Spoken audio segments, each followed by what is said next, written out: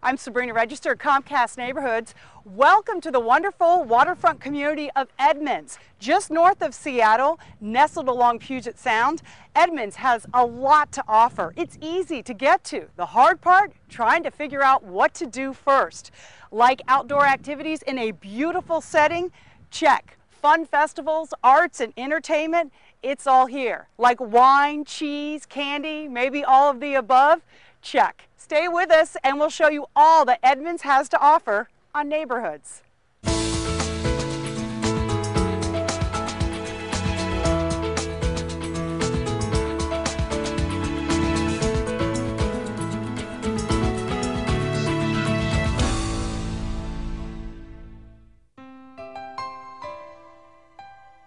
A stroll along the water. Hi there. A walk among the shops. In Edmonds, there's not a lot of ground to cover, but a lot to uncover and discover. Edmonds is a small town. It's 40,000 people, but the downtown area, a lot of people compare it to Mayberry. This Mayberry is the oldest incorporated city in Snohomish County. It was actually started in the 1870s when a logger named George Brackett discovered the area by canoe, and he, along with some other important figures, kind of started the early town. Very early on, by 1884, they'd had a post office and the school was organized, the town was platted, and it was officially named. Officially named Edmonds with a U after a senator back east, a spelling error in government records changed the town's name to Edmonds with an O, and it stuck. From the start, logging was the main game in town. By 1910, there were 10 shingle mills already established along the waterfront. See artifacts, early settlers' diary entries, and old photographs at the Edmonds Historical Museum. The building housing the museum has its own unique history. The building that we're standing in is actually an old Carnegie library. It was opened in 1911. It was built with a $5,000 grant from the Carnegie Foundation. So the upstairs was the library, and down here were city offices, council chambers, and actually the jail cells. The museum is open Wednesday through Saturday. Just a block from the museum is the heart of downtown, where the people are friendly and the possibilities for fun are aplenty. Whether you live here or visit here, it's really a culinary and cultural experience because we have so many new restaurants opening. We have a lot of emphasis on the arts and recreation and culture, and so it's just a really exciting place to be. An Edmonds favorite that feels more European than Northwestern, this shop devoted to cheese. Resident Cheesemonger carries all sorts of cheese, more than 100 different kinds, from all over, from the heart of France to some dairy delicacies right in our own backyard. We have great cheeses from Port Townsend, from up in Darrington, really across the state, Oregon. So that's been a really fun part of the job. Yes, there are delicious cured meats from salumi as well as scrumptious spreads and crackers, but it's really all about the cheese. Why, you ask? Short answer to why a cheese shop is really gluttony. It's something, I love cheese. It's a fun product to work with. You meet some great people, and to be honest with you, I love to eat cheese. There are a lot of other people like that, so it's good.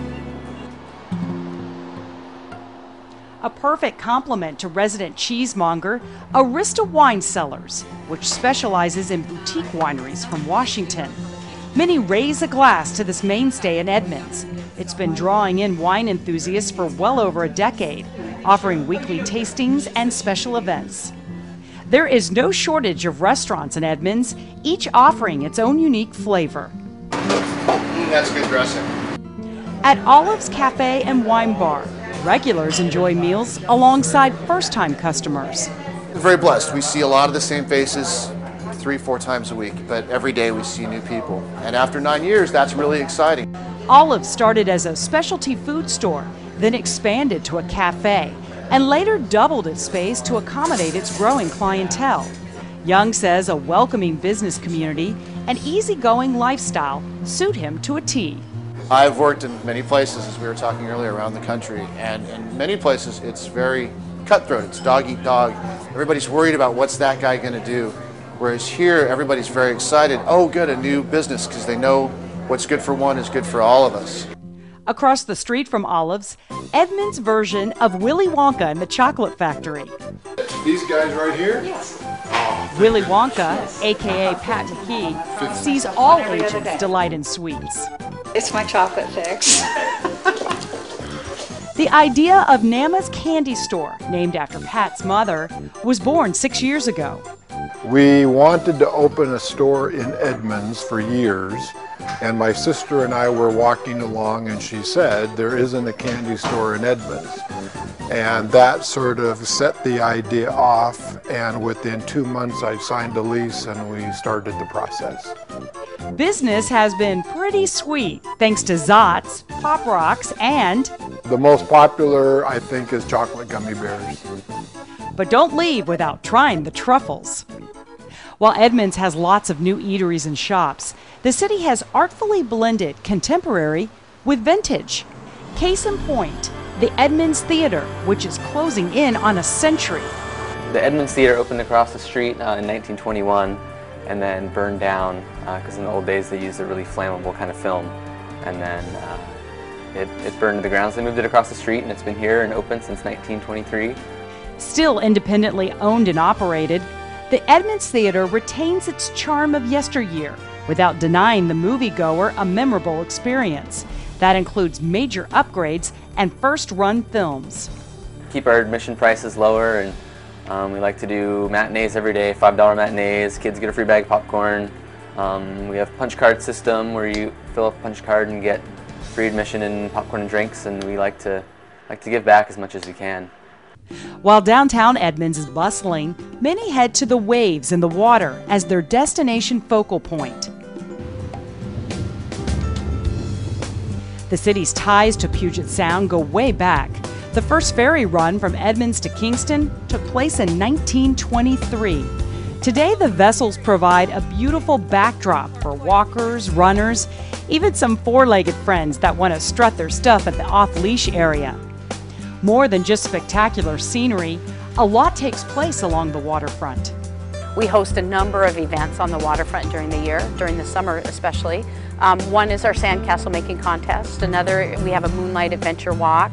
We have a ranger station that we open up for the summertime, and we have a ranger in the ranger station that is available for questions and to take groups on low tide walks and a naturalist discussion. We also operate a touch tank in that ranger station, so it's fun for kids to be able to go in and see what's underneath the water. We operate one of the only underwater parks in the Puget Sound area. It gets a lot of traffic, a lot of business, and it's an amazing park. If you'd rather stay dry, admire the view and the public art from the shore.